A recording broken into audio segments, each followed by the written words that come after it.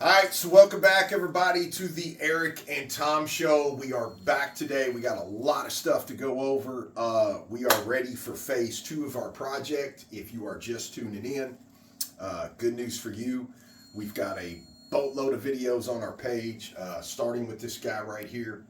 From the scratch. I mean, pulling him right out the store, taking the plastic off, getting everything going up to this point. This is our white flat solid base coat here, and we are going to be moving forward in our process now is the time where we're getting ready to get into all the veining, followed by flood coat of just clear, no pigments, and it's really going to case this guy out. So like I was saying yesterday, you can do the veining a bunch of different ways. Okay, initially when we had this white out here, it was all wet. We had just poured everything. A lot of people at that point will put in different veinings here while everything's wet, and they'll blow those around, they'll swirl them around, they'll do all kinds of little goodies with them. We wanted a different way, a different technique, so this is going to cause us to do two different pours. So we've got our base coat down. It's fantastic. I mean, the edges and everything just turned out just as slick as ever. So couple things we need to tell you right out the gate. We are going to clean this top with 91% isopropyl, just a microfiber towel. We're going to squirt just a little bit here on the surface just to get everything nice and clean. Any dust that is sitting on there right now from yesterday all the way up till today, any of that won't be an issue. It'll come right up, and then of course it'll be dry almost instantly. So that's what we're going to do right out the gate.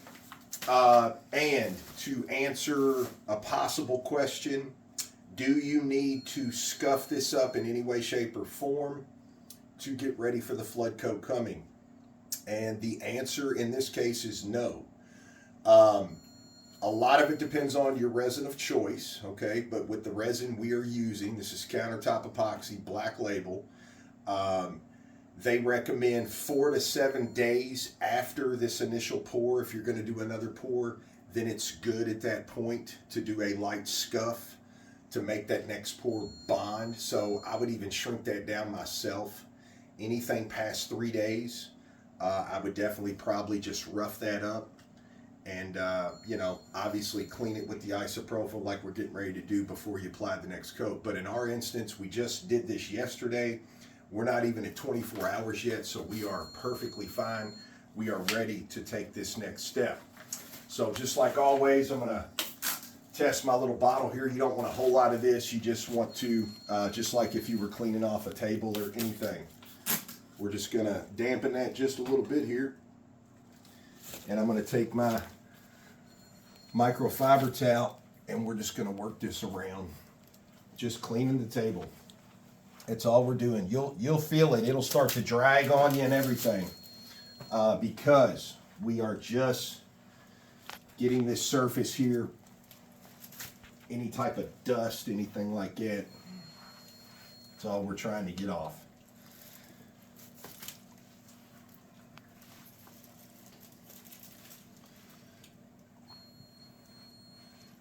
Now you can definitely, you can squirt that on your rag. You don't have to do it right on the surface. However you want to do that is fine. Just like that. And then make sure to get that front edge. Okay, now that just ensures that all this dust, anything like that is off of here and we are good to go. So we are going to talk to you about the vein techniques and everything. We're going to get into that now, followed by the flood coat. So, quick pause. We're going to get the vein stuff out. We're going to go over all that and bring you right back. Okay, so now that we got everything cleaned, I'm holding one of these guys here just for a demonstration. I just wanted to show you, a lot of what they do, a lot of what other people do. Again, I told you when this was wet and we had just applied this, a lot of people will have other colors on standby, usually little smaller containers. A lot of times you'll see them grab those containers and they'll pour their vein out, which is kind of normally wider. A lot of times they'll take something like this, for example, they'll stick it down in there. That way it strings a different little smaller stream. A lot of times when they pour it out, they'll come back with a blower, like a hair dryer, heat gun, anything like that. It moves that throughout the resin while it's wet, causing it to, kind of be pushed, airflow and everything, and it makes, really cool 3D effects, designs in it, all that. So we were trying to keep this project very simple so that any and everybody can do it. So just like I've showed you all in the past, this is what we're doing here with our veins today. Okay, this is the Montana Marble Spray. You can get this right off Amazon. This is the silver. They have silver, they have white, they have black, they have gold. I think that's it. They may have some other colors now, but basically this Montana Marble Spray, basically it's like the old silly string that we all used to play with as kids, okay? You got to shake this vigorously for about 30 seconds to a minute. We've already done that. And just like a spray paint or anything, once you hit that button, you already want to be in the motion of shooting your vein out, okay? It's going to kind of cast out there like a spider web. You really don't have much control over how it hits.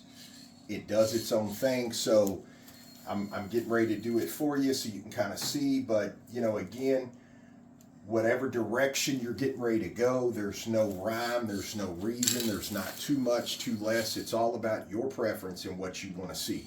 So on our end, it's about what we want to see. In spraying this, like I said, you want to, wherever you're starting, if we're getting ready to do a vein going this direction, we want to be kind of off the table. We want to get ready with our swinging motion, and right about here, we would actually hit that trigger so that when we enter the table, it's already spraying and working in that direction we're going for. Now, the higher up you go, the more it's going to kind of shoot out and haphazardly fall. You don't want to be too low, because too low will be too much as it's coming out. You don't want to put, really thick kind of webbing or anything like that. But again, it all stems back to how you want to see your finished product. Every product is different, and no matter how many times we use this, it's never going to turn out the same. The pattern is simply by choice, so we want to do about 25% coverage as far as the veins and everything and what we're wanting to see.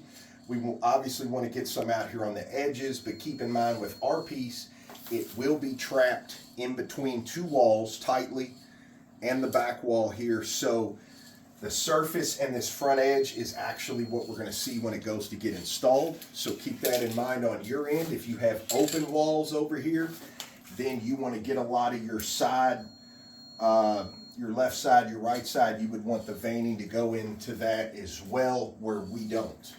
We're just concentrating on the front edge and the surface. So with that being said, here it goes. You ready, Tom? Yeah. All right, like I said, there's no rhyme or reason here. It's all about what you want to see. So I think right out the gate here first, we're going to take one right off this left edge, and I'm going to shoot this kind of over and off that back side here.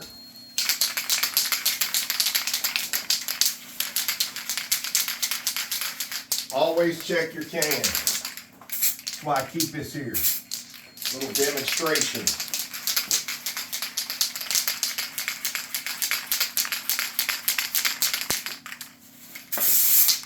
Now, if you heard that just now, I literally started spraying here. So as I hit that table, look at how that just popped that out for us.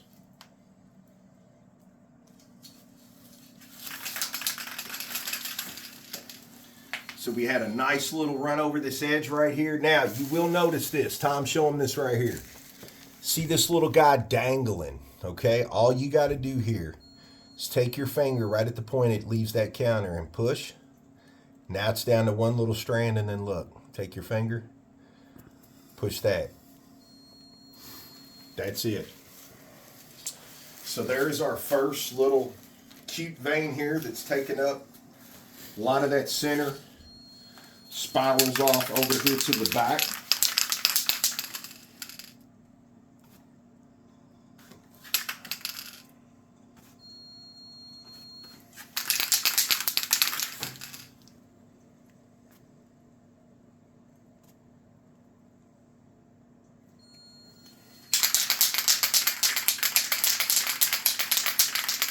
So it's all about placement. You know, like I said, it's all about what you want to see. So I love this vein here. I love how that hit. I think I'm going to take right here in this spot, and I'm going to spider right off this corner. Make this appealing right over here. Just like that. And again, usually on your edges is where this is going to happen. The webbing here that just hangs down. Don't forget to check that. Don't forget to wipe these clean. Just like that. Press them right into that edge. And then just get that little bit off your finger, because if it sits here like that, if you miss it, you go to put a flood coat over this, then that flood coat will run down those little strings, and you don't want that in the middle of trying to pour. So we've got a nice little bit here hitting right over through there, and I think now we're going to jump here from this corner, and I'm going to try to shoot one right through here and off this side.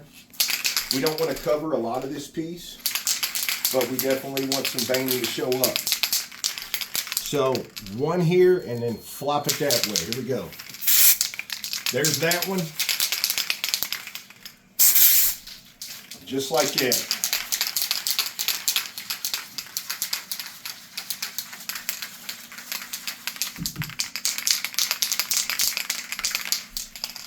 Oh yeah.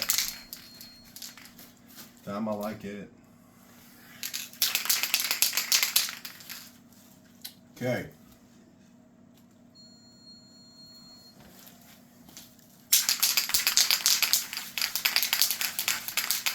See, I like how it looks like we started here and spidered out when we didn't. It's just a crossover. So again, it's all about the way. We got even a little speck over here that's decided to show up. So I think now I like how that hit on that edge. I think we're going to run one off this side right here. We're going to shoot in and come right off this back line. So just like that. Ooh, I like that, Tom.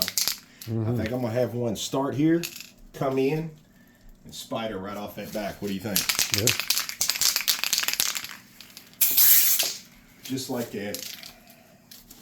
Look at that. Right here, Tom. Look. Right there off that back. What do you think? Yeah.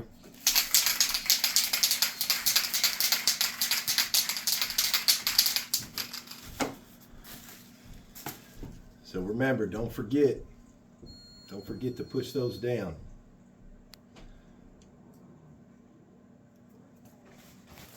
And then you got to watch your corners over here, your sides over here.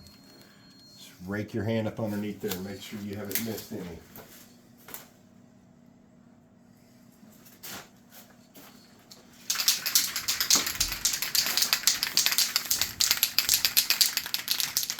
Yeah, I like that. So one of two things, Tom. What do you think? Either we come in this back and send it right off here, short and sweet, or we pull from the middle and dive right off back here. I'd say the back one. The first one you said. Because there's a lot going on up here. Okay.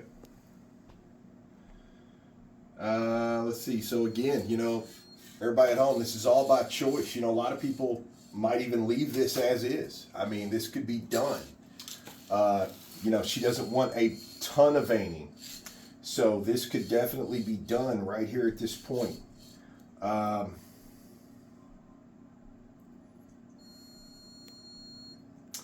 Yeah, I kind of agree with you. I say if we just throw a little tail whip right over here in this little corner, I think that's going to bring everything together. So one more, right here, right off this back side. There you go, just like that. Just like that.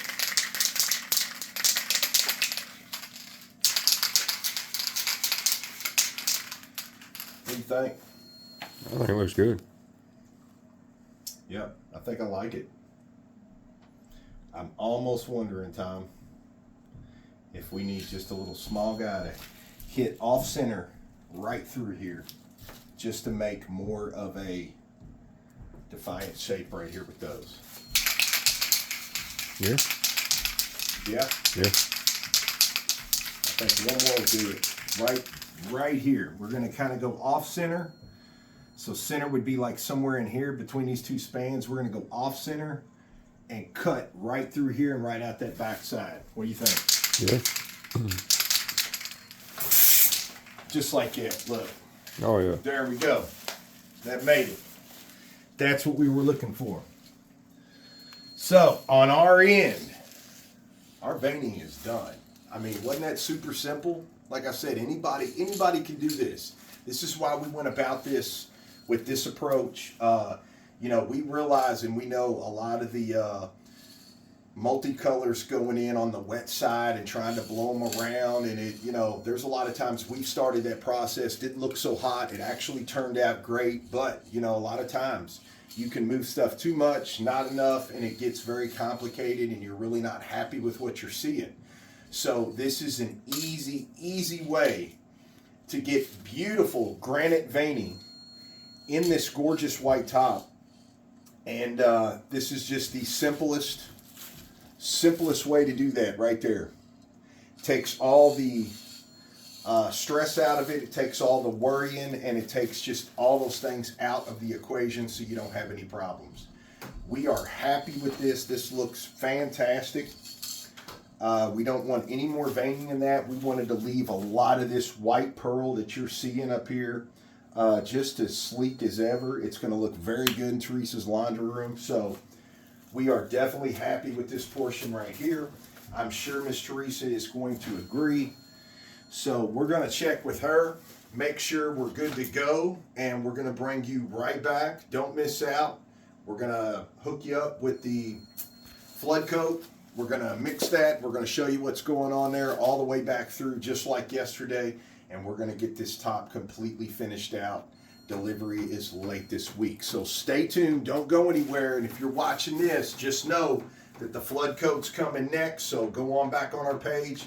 Watch that one as well. We're going to have all these videos out today. Hope you enjoy them. And as usual, we'll see you back on the next one.